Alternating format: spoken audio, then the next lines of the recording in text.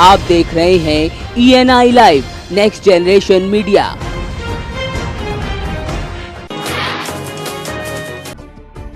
गोरखपुर में मुख्यमंत्री योगी आदित्यनाथ ने बीआरडी मेडिकल कॉलेज में इंसेफ्लाइटिस वार्ड का निरीक्षण करने के बाद अधिकारियों की बैठक कर बीमारी के रोकथाम के लिए आवश्यक कदम उठाने के निर्देश दिए। साथ ही लापरवाही बर्दाश्त न किए जाने की बात कहते हुए स्वच्छता पर विशेष ध्यान देने का निर्देश भी दिया। वहीं मुख्यमंत्री ने मेडिकल कॉलेज में ICU और CCU का उद्घाटन भी किया। हम अपने आसपास तो स्वच्छता रखें ही, साथ साथ प्रत्येक परिवार के पास एक अपना व्यक्तिगत शौचालय भी हो। खुले में शौच से मुक्त करने के बारे में भी एक व्यापक स्तर पर अभियान चलाने की बात उन्होंने कही थी। पूर्व की सरकार ने उसको नहीं लिया, लेकिन उत्तर प्रदेश में वर्तमान सरकार ने इसको एक अभियान के रूप में लिया और व्यापक पैमाने पर इस कार्यक्रम को आगे बढ़ाया जा रहा है।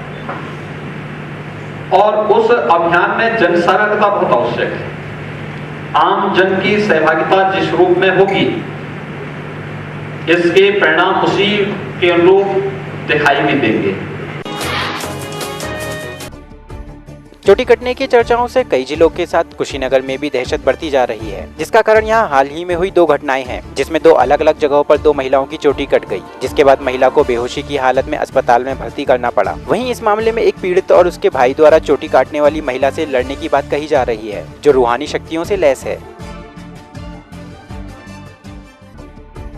कुशीनगर में पुलिस और स्वाट टीम ने तरिया सुजान थाना क्षेत्र के रामपुर बंगरा में छापामारी कर शराब बनाने की अवैध फैक्ट्री का भंडाफोड़ किया, जिसमें पुलिस ने गन्ने के खेत में मिट्टी में दबाकर रखे गए ड्रमों में से करीब 1500 लीटर शराब के साथ 45 पेटी देशी शराब के अलावा कई और सामान भी बरामद किया। तो वहीं इस अवैध फैक्ट्री को गाँव के बाहर एक झोपड़ी में संचालित किया जा रहा था। थाने की पुलिस ने संयुक्त रूप से ऑपरेशन करके यहाँ पे लगभग 10-12 ड्रम में लगभग 1500 लीटर करीब शराब बरामद किया है। कुछ लगभग 50 पेटी इसमें तैयार माल है, जो लैला, बंटी बबली, मिस्टर लाइम और झूम आदि ब्रांड के शराब हैं, जो यहाँ तैयार करके एक कुटीर उद्योग के रूप में तैयार किया जाता था और इसको पड़ोस के राज्य में बिहार में सप्लाई किया जाता था। अभी ये गैंग पकड़ा गया है। इसमें लगभग 1500 लीटर शराब बरामद हुआ है। इसके साथ भारी मात्रा में रैपर, इसमें होलोग्राम बनाने की मशीन, यूरिया और ये बोतल वगैरह बरामद किए गए हैं। इन सबको अब कब्जे में लेकर के विधिक कार्रवाई की जा रही है। इसमें फर्रुखाबाद के जिला अस्पताल में पंडित दीनदयाल के जन्म शताब्दी पर सामूहिक रक्तदान शिविर का आयोजन किया गया, जिसका शुभारंभ जनपद के प्रभारी मंत्री ने किया और साथ ही रक्तदान कर रहे लोगों से हालचाल पूछा। साथ ही मंत्री ने मीडिया से बात करते हुए कहा कि सरकार गरीबों के लिए आवास की योजना बड़े स्तर पर ला रही है। तो शिक्षा मित्रों से जुड़े सवाल पर उन्होंने कहा कि सरकार इनके साथ है। बहुत सारे आवास खाली पड़े हुए हैं और जर्जर हालत हो गई है। इन सब के ऊपर भी विचार हो रहा है। मंत्रालय, उनका जो मंत्रालय से जुड़े हुए लोग हैं तो इस पर विचार कर रहे हैं। तो पुराने आवास भी और नए आवास भी, इनके ऊपर पूरी नीति बन रही है। और कल एक बहुत बड़ा निर्णय हुआ है कि सरकार 1000 करोड़ का ऋण ले रही है गरीबों को आवास देने के लिए। सुल्तानपुर जिले के थाना कुड़वार कस्बे के पास फार्म सेंटर में हुए हत्याकांड का पुलिस ने खुलासा कर दिया। वहीं पुलिस ने बताया कि मृतक विवाहिता की हत्या अवैध संबंधों के चलते की गई थी, जिसमें महिला की फरमाइशों से तंग आए प्रेमी ने अपने एक दोस्त के साथ मिलकर उसे मौत के घाट उतार दिया था। तो अब पुलिस ने हत्यारे प्रेमी को उसके साथी के साथ गिरफ्तार कर जेल भेज दिया है। सुल्तानपुर के नरहरपुर गांव में एक विवाहिता की चोटी कटने की घटना से सनसनी फैल गई, जिसके बाद आसपास के कई गांवों के लोग मौके पर बड़ी तादाद में पहुंच गए। वहीं पीड़ित महिला दहशत में आकर बेहोश हो गई, जिसे जिला अस्पताल में भर्ती कराया गया। तो वहीं पुलिस अब मामले की तहकीकात में जुटी है।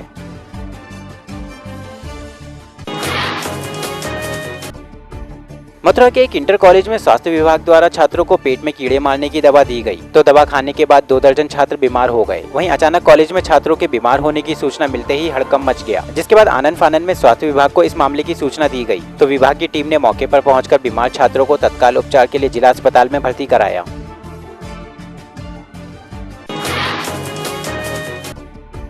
कासगंज के पटियाली के भरगौन कस्बे में एक मिठाई की दुकान में भीषण आग लग गई और सब कुछ जलकर खाक हो गया। तो वहीं दुकानदार द्वारा लगभग 2 लाख के नुकसान की आशंका जताई जा रही है। वहीं आग लगने के पीछे स्टेबलाइजर में शॉर्ट सर्किट का होना बताया जा रहा है।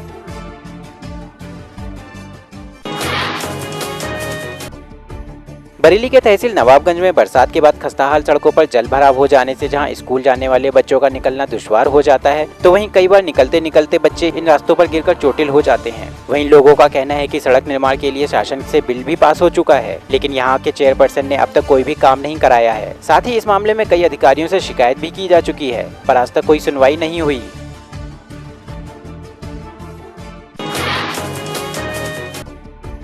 शामली में किसानों ने विभिन्न समस्याओं को लेकर भारतीय किसान यूनियन के बैनर तले कलेक्ट्रेट में एक महापंचायत का आयोजन किया, जिसमें भाकियू के राष्ट्रीय प्रवक्ता ने बताया कि पंचायत ने फैसला लिया है कि यदि किसानों को बकाया भुगतान न हुआ और सरकार ने ग्रामीण क्षेत्रों में बिजली दरों में बढ़ोतरी की तो प्रदेश में एक बड़ा आंदोलन करेंगे।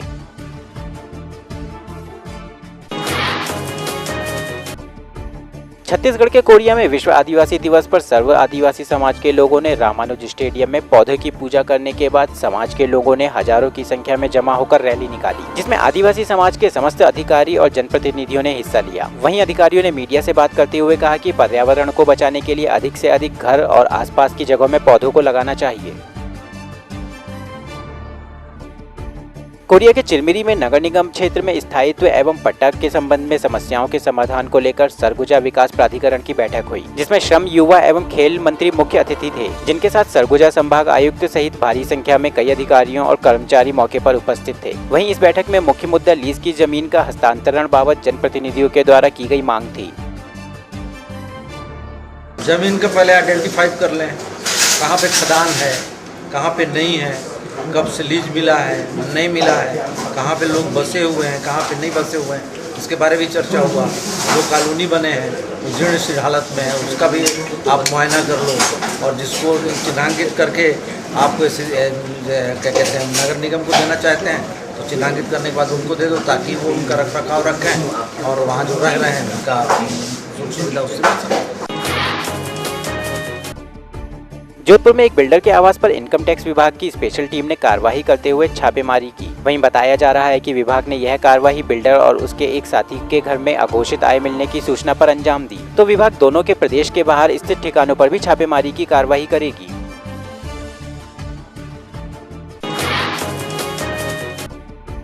सांगली में रामानंद नगर कॉलेज में अगस्त क्रांति के अवसर पर एक विशेष समारोह का आयोजन किया गया, जिसमें जिले के स्वतंत्रता सेनानियों को आमंत्रित कर ज्येष्ठ विचारवंत एनडी पटेल जी द्वारा सम्मानित किया गया। वहीं इस अवसर पर डॉक्टर पटेल ने भारत की आजादी की लड़ाई में सांगली जिले के सेनानियों का योगदान विषय पर अपने विचार साझा किए।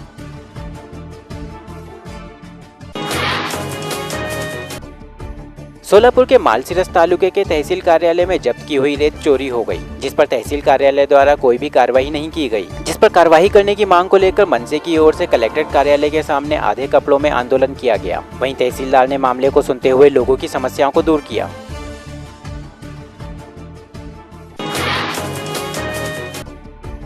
दमोह में सरकार द्वारा 85 रुपए में उपलब्ध कराए जाने वाले एलईडी बल्ब को खराब होने पर मुफ्त में बदलने की बात कही गई थी। तो वहीं डिस्ट्रीब्यूटर के बदलते ही नए डिस्ट्रीब्यूटर द्वारा एलईडी लाइट बदलने के लिए आने वालों से 5 रुपए प्रति बल्ब के हिसाब से लिया जा रहा है। तो उपभोक्ताओं का आरोप है कि उनके साथ खुली लूट की जा रही है। खराब होने पर बदले जाने की गारंटी दी गई थी, वहीं अब इनके लिए पैसा लिए जाना खुलेआम लूट है।